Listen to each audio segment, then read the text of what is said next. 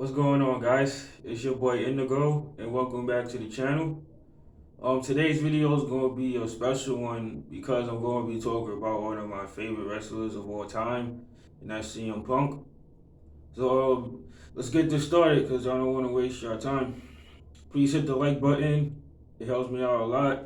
Leave a comment if you guys want, but this time, leave a comment stating your favorite Punk moment ever, from whether that's Ring of Honor, the E, or after the E, if you guys like really messed with his stuff outside when he left the company 7 years ago.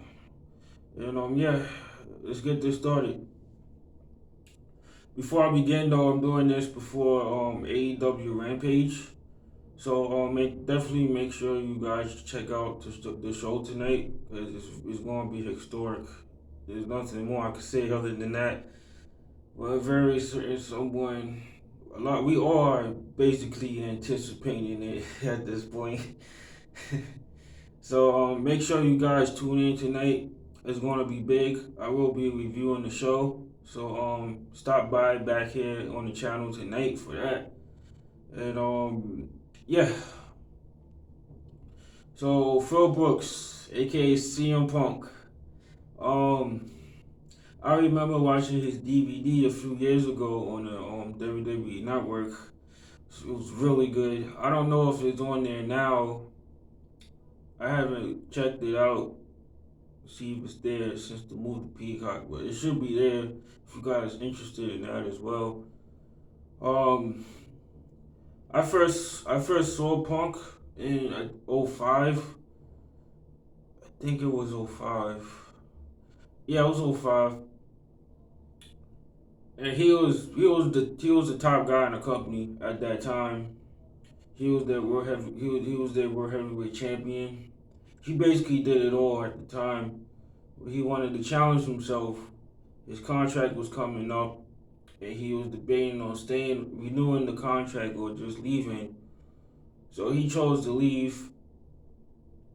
He got an FCW, no, not FCW, OVW contract. I'm sorry.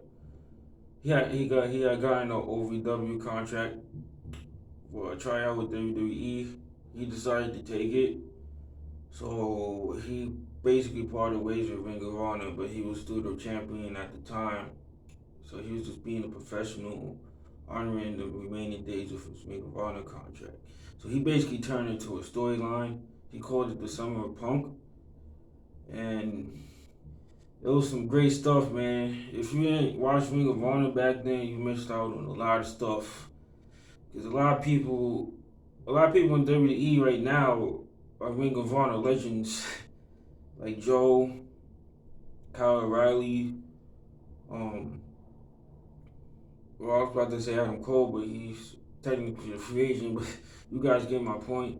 Ring of Honor back then was the shit. It was basically what NXT was when NXT was on fire. That's what Ring of Honor was.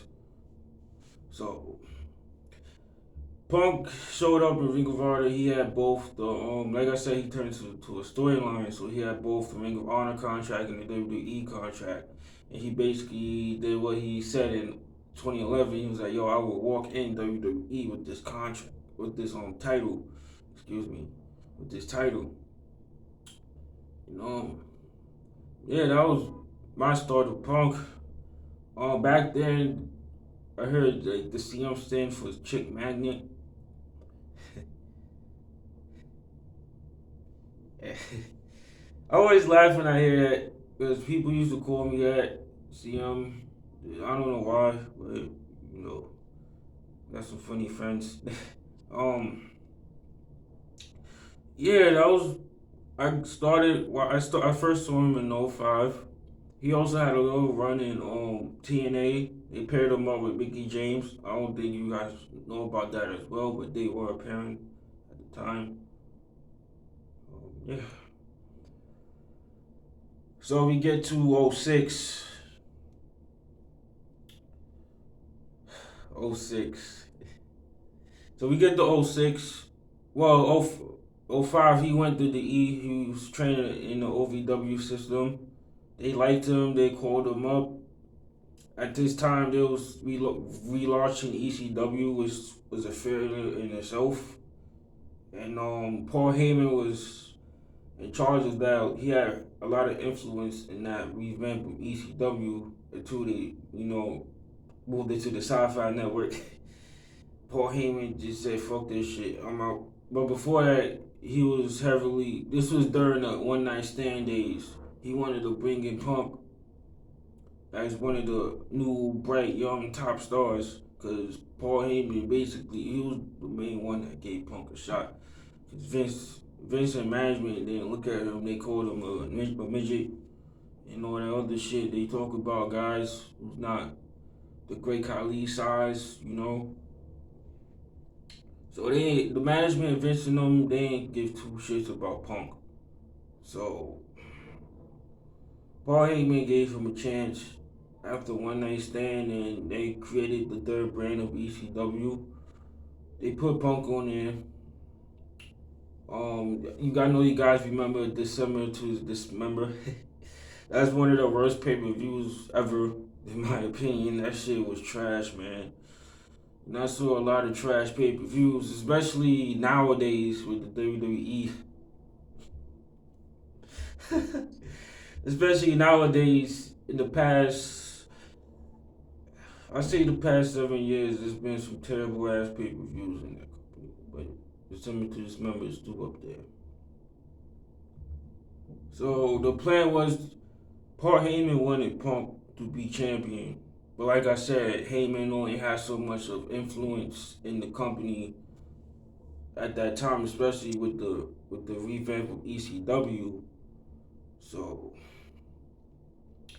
Vince decided that basically it was like an elimination chamber match at that awful pay per view. Vince wanted Bobby Lashley to win the match. At first it was Big Show. He wanted Big Show, but he switched it to Lashley. So Lashley was the ECW champion, and a lot of people was pissed. I was one of them because I wanted Punk. At this time, I was like 11. I was like 11 when this happened. I wanted Punk to win because again I knew who Punk was when he came in the company, so I was like, yeah, this is my guy. I know what he could do. He's really good. But again, the management they didn't see nothing in Punk. So shortly after he eventually became the ECW champion, um, the title did good for him at the time. Like I said, I was like 11, 12 when I was watching it.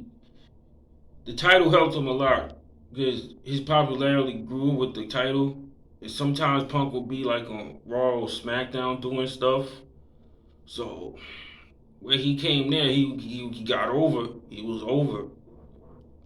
And I remember, I think it was a Survivor Series one year where he was pairing with DX and I think Jeff Hardy as well. Punk was over. He was the most over guy in that match. So Punk was growing as a superstar in terms of popularity. So after the ECW brand failed, Punk became a main roster superstar. So he won Money in the Bank twice. Great, great moments. Those are one of my favorite moments in Punk's career. Not only in the E, but wrestling period. Like, that's one of my favorite Punk moments. Because Punk is the greatest Money in the Bank holder, in my opinion. There's nobody else that came close to him. Maybe Edge, maybe RVD, but CM Punk is my guy in terms of money. He's king of Money in the Bank, in my opinion. Nobody can really tell me otherwise. But that's just my opinion. And he got even more over, especially the first time when he won it. Amazing moment. So he was World Heavyweight Champion. One of my favorite CM Punk moments ever, like ever, is his feud with Jeff Hardy in '09, going into early 2010. That's one of my favorite feuds of all time because their chemistry was just beautiful, man. Like it was, they just connected. The matches was great. The promos back and forth was excellent. It was a dose of realism mixed with professional wrestling, which is why I love this sport so much. And I remember CM Punk. He came out to No More Words, and he had the whole. He was dressing like Jeff Hardy. He had the face paint on and everything. That was awesome. That was also one of my favorite Punk moments. I don't know if you guys remember that, but his feud with Jeff Hardy was amazing. I watched it the other day as a study this video. And yeah. All right, so the Straight Edge Society was shortly after, because Jeff Hardy left the company. At the time, he was dealing with a lot. He went to TNA shortly after, so the feud didn't last long. So Punk came up with the Straight Edge Society. He doesn't drink, he doesn't smoke, he doesn't do none of that shit. He's straight edge. So he turned that into a stable. Serena Deeb. I love Serena Deeb. Shout out to Serena Deeb and my guy Luke Gallows. They both doing big things right now. And it's just crazy thinking about it because looking at them then and looking at them now. It's just, I love seeing stuff like that. Straight Edge Society was great. Some great ass segments, man. It was some of the best stuff in the whole company at the time. If I'm being honest with you guys, because like I said, if you know me, I respect Cena, but my I didn't really like. I wasn't like yeah. After '06, Cena became cringe to me. So in my opinion, Straight Edge Society was one of the best things in the company at the time. Excuse me. And that was awesome. It ran its course as everything. CM Punk he grew some crazy ass beard. He started wearing a lucha mask and stuff. That was some great times. And at this time, his contract was about to expire.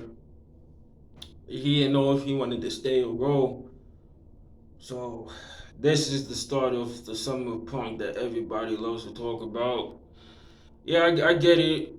This everybody talks about the summer punk because of the pipe bomb and the feud with Cena and Money in the Bank. I get that, but Punk he had other great moments. I'm just saying because people love to just bring up the pipe bomb and stuff. Like that's really all you remember of Punk. Like again, I'm a I guess you could say a day one fan of Punk because I first seen him in '05. So I have many more favorite punk moments other than the 2011 stuff. I'm just saying. So 2011 comes. He basically challenges Cena for the title. First of all, let's talk about the pipe. Well, I talked about the pipe bomb. It's on my channel. If you guys want to check it out, it's there. Um. So after Money in the Bank, Punk became the undisputed champion. That failed. I didn't like how they booked that because they should have really played that out, but they want to they like even back then they was impatient because they wanted the rock. So yeah. I feel like Rock and Cena didn't need a title. And their match wasn't even all that in my opinion. Yeah, the promos was great back and forth, but they didn't need the title like they did Punk 30. He was real close to surpassing Bruno Sammartino's record of longest reigning champion.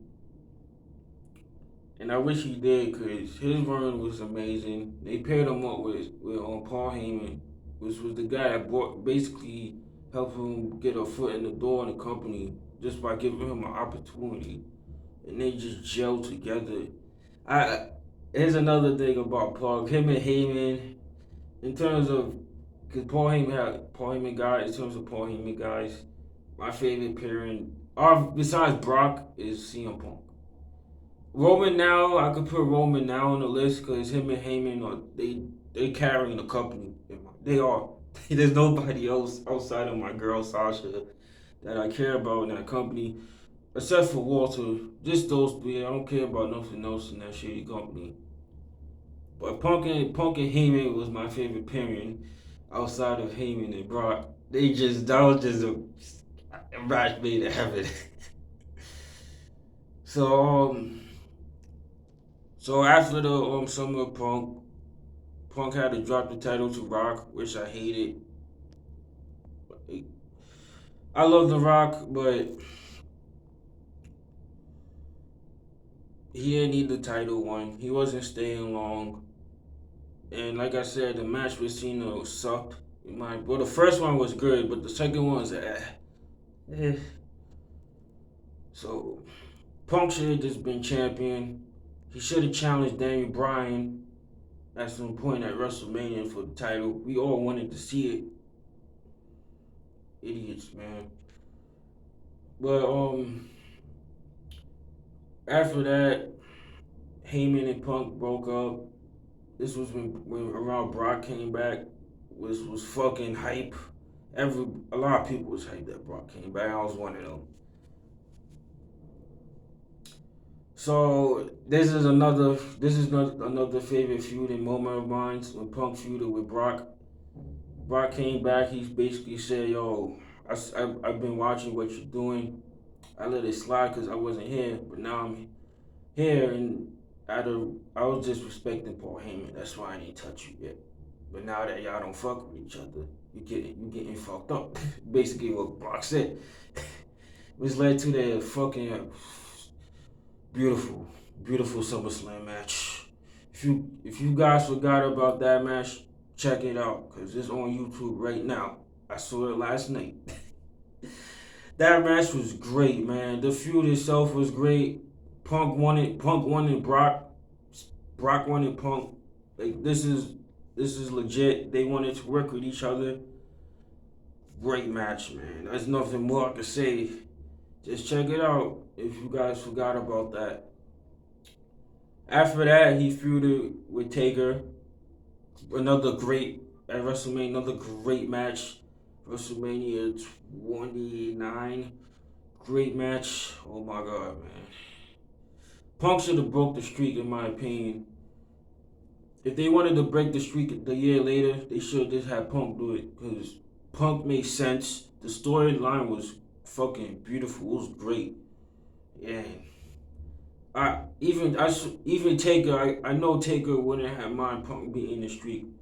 Because Punk was just on fire, man. Great. That match was one of the best matches.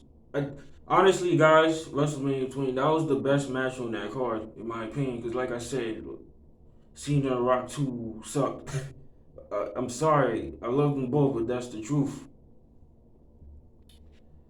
So now we get through 2014. Well, I should say, let me brief this. He he had a little thing with Daniel Bryan. Him and Daniel Bryan was feuding with the Wyatt family late 2013 Survivor Series. A lot of people don't really mention this, but they had a great match at Survivor Series. It was a 2-on-3 match that year. If you guys forgot about that, check that out as well. It was Survivor Series 2013.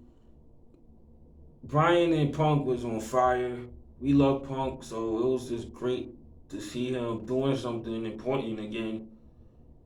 Then shortly after he left in 2014, literally he left after the Rumble. That was the last time we actually seen him. Then he got tired of the company.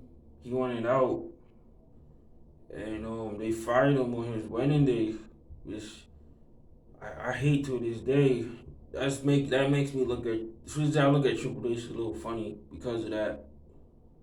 So now I just want to share with you guys why I stopped watching WWE.